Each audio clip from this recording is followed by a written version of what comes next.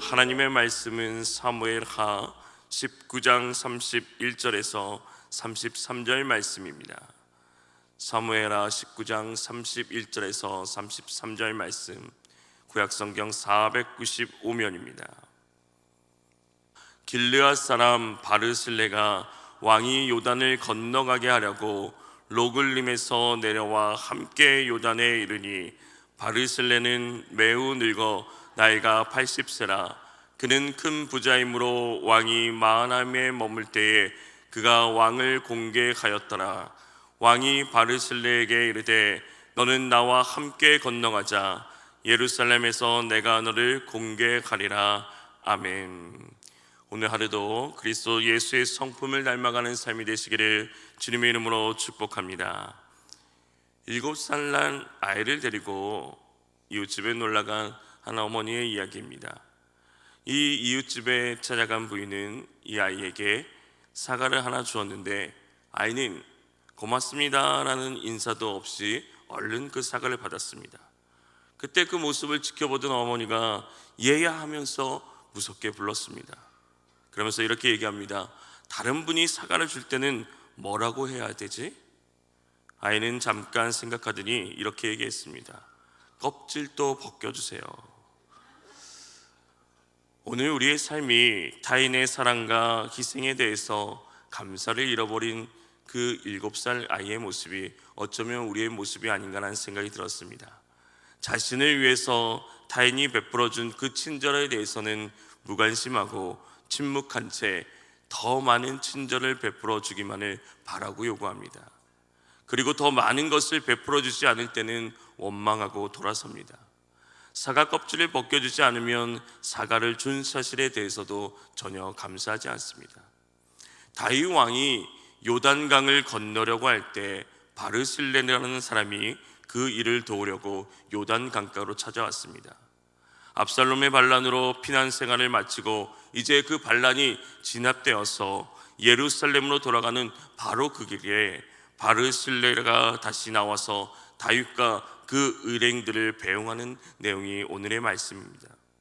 공경에 처해 있던 다윗을 변함없는 충성과 사랑으로 도운 이 길르앗 사람 바르실레를 위해 다윗이 무엇이라고 말하고 있습니까?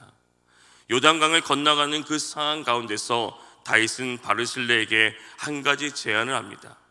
그 제안은 나와 함께 같이 예루살렘으로 가자고 제안을 합니다. 다윗은 피난 생활 가운데 그렇게 사랑으로 대접해 주었던 그 바르실레의 고마움을 잊지 못했습니다. 그래서 자신을 대접해 주고 도와주었던 것처럼 나도 너를 위해서 모든 것을 제공해 주고 싶다고 다윗은 고마움의 마음을 표현합니다. 사랑과 충성으로 다윗을 도운 이 바르실레는 어떠한 사람이기에 다윗은 이렇게 바르실레에게 감사의 표현을 하고 있습니까? 바르실레는 길르앗 사람이며 그의 고향이 노글림이라고 해서 거주하고 있다고 말합니다. 노글림의 위치가 어디인지는 정확하게 알려있지 않습니다. 다만 그가 다윗에게 온 목적을 분명히 하고 있는데 왕을 배웅하려 요단을 건너기 위해 요단까지 내려온 것입니다. 당시 바르실레의 나이는 80세였습니다. 매우 늙어라는 표현과 함께 그의 육적인 상태를 잘 설명해 주고 있습니다. 또한 그는 큰 부자라고 소개합니다. 다윗과 어떠한 인연이 과거에 있었는지를 가르쳐 주고 있습니다. 바르실레는 다윗이 마하나임에 유하였을 때 왕을 공개한 자라고 말합니다. 공개라는 것은 단순히 먹을 것뿐만 아니라 삶에 필요한 모든 것을 제공하면서 대접하였다는 것을 말합니다. 바르실레는 다윗 왕을 잘 대접한 사람이었습니다. 마하나임 사건은 사무엘하 17장 이하에 잘 기록되어 있습니다. 다윗이 마하나임에 도착했을 때 암몬 족속의 도성 랍바에서 라하스의 아들 소비가 찾아오고 로데발에서는 암미엘의 아들 마길이 찾아오고 노글림에서는 길르앗 사람 바르실레가 찾아왔다고 말합니다. 그들이 침대와 이부자리와 대야와 질그릇까지 가지고 오고 밀과 보리와 밀가루와 볶은 곡식과 콩과 팥과 볶은 씨도 가져왔습니다. 그 많은 사람이 강야에서 굶주리고 지치고 목마르실 것을 생각하고서 또한 먹을 것까지도 다윗과 그들을 따르는 사람들에게 주었다고 기록합니다. 다윗이 압살롬을 피해 마하나임 그 장소에 이르렀을 때 그를 후원하는 세 명이 구원자들처럼 나타나서 다윗과 그의 군대를 대접하였습니다. 나하스의 아들 소비는 이곳에서만 언급되어서 누구인지 확실하지 않습니다. 마길인 느비보셋의 후원자로서 그를 돌봐주고 있었던 인물로 다윗이 무비보셋에 대한 대우에 고마움을 느꼈던 인물입니다. 그리고 언급되는 인물이 바로 바르실레입니다. 이들 세 사람은 다윗이 압살롬과의 그 접전을 목전에 두고 가장 지쳐 있었을 그때에 그들에게 가장 필요한 것을 제공해 준 자들입니다. 특히 압살롬과의 전쟁은 요단강 동편에서 이루어져 있기 때문에 전쟁의 결과에 따라서 이 세 사람의 운명도 결정되는 위험한 부담을 안고 있었습니다. 그럼에도 불구하고 이들은 다윗과 그의 군대들의 목마름과 고난과 시장길을 돕기 위해서 음식뿐만 아니라 짐승과 대야와 그릇들까지도 생활에 필요한 모든 것을 준비해 나갔습니다. 성경은 사람이 나그네 되었을 때에 도와주는 것이야말로 하나님을 돕는 것이라고 말합니다. 이 바르실레는 그야말로 피난자였고, 그리고 정말 위기 가운데 있었던 다윗 왕에게 엄청난 도움이 되었던 사람입니다. 정말 그 긴박한 상황 가운데 다윗에게 참 기쁨을 주고 감사의 제목이 나오게 되는 원수의 목전에서 음식의 그 상치상을 차려준 것 같은 바로 그런 모습을 바르실레를 통해서 제공받게 되었습니다. 어쩌면 이러한 경험들이 다윗이 시편에서 고백하는 것처럼 여호와는 나의 목자시니 내게 부족함이 없으리다.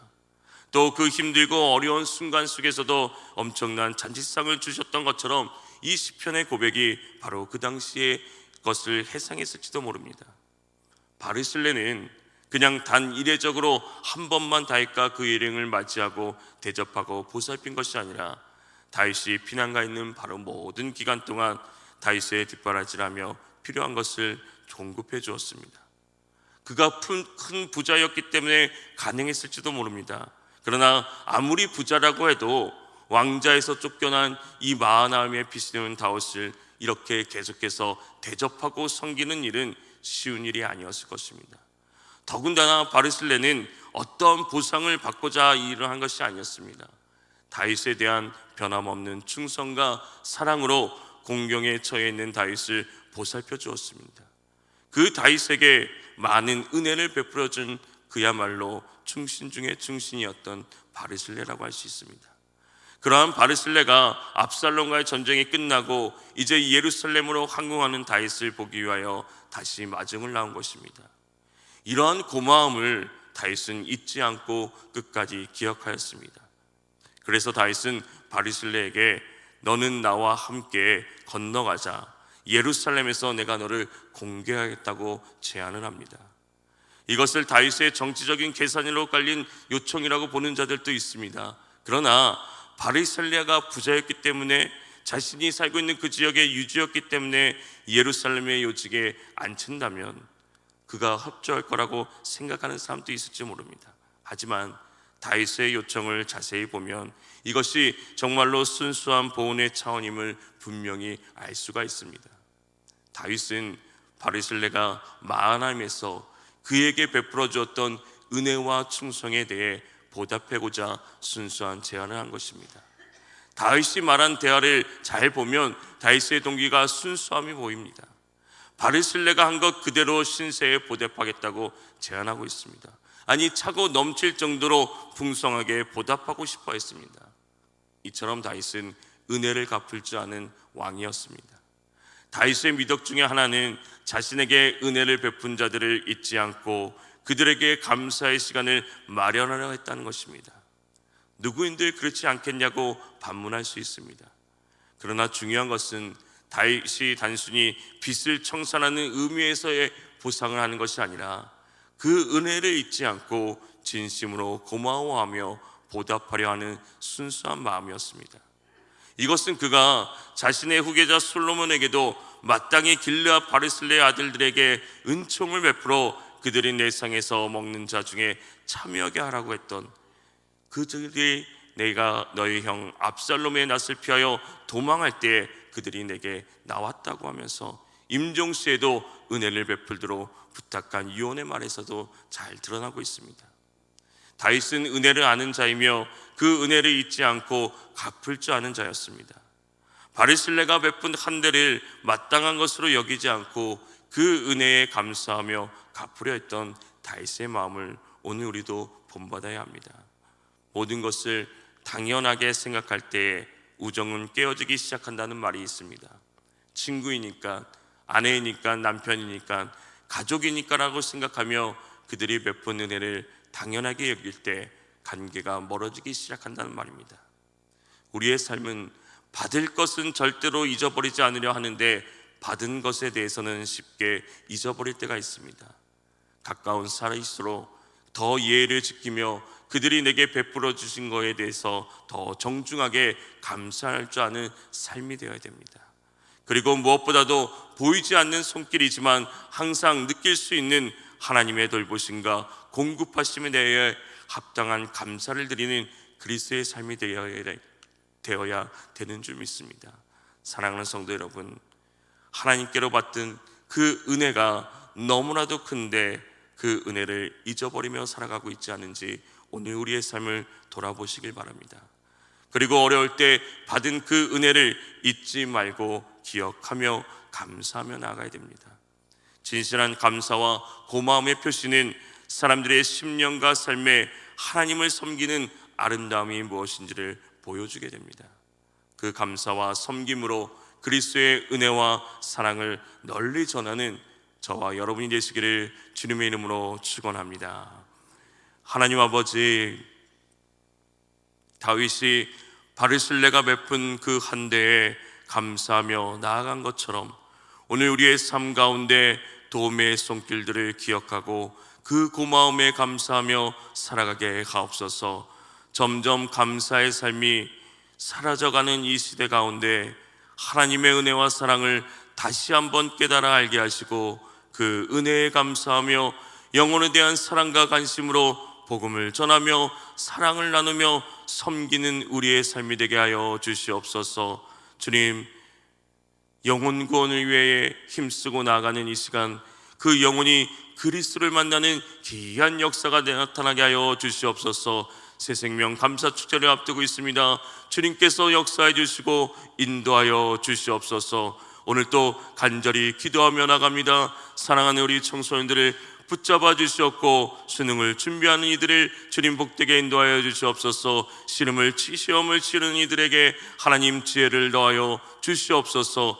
하나님이 주시는 능력으로 오늘 우리도 살아갈 수 있게 하여 주시옵소서. 이 시간 간절히 기도합니다.